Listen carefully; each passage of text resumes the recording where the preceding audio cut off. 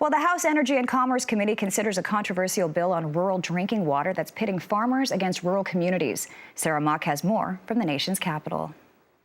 A fight between farmers and rural citizens in Washington state has made its way to Washington, D.C. A dairy was proactively working with the Environmental Protection Agency to address nutrient management issues on their farms. The dairy entered into a tough consent decree with the EPA to ensure that the farm corrected problems and complied with applicable management requirements.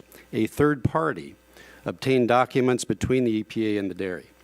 Ultimately, the dairy was subject to a citizen suit. The Farm Regulatory Uncertainty Act aims to prohibit lawsuits against farmers who are working with federal agencies to improve environmental outcomes.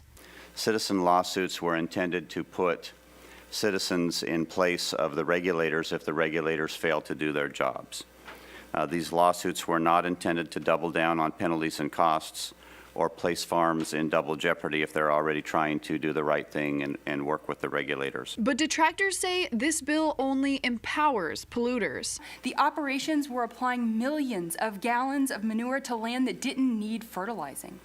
Those bad actors are not regular farmers.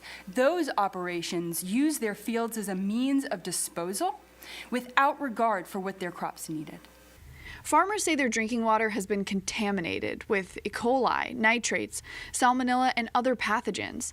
And there's little they can do besides bringing lawsuits. This, as a small farmer, this act does not protect me. The Safe Drinking Water Act does not apply to private wells. So if you're a rural American that relies on a private well for your drinking water, you cannot protect yourself under the Safe Drinking Water Act.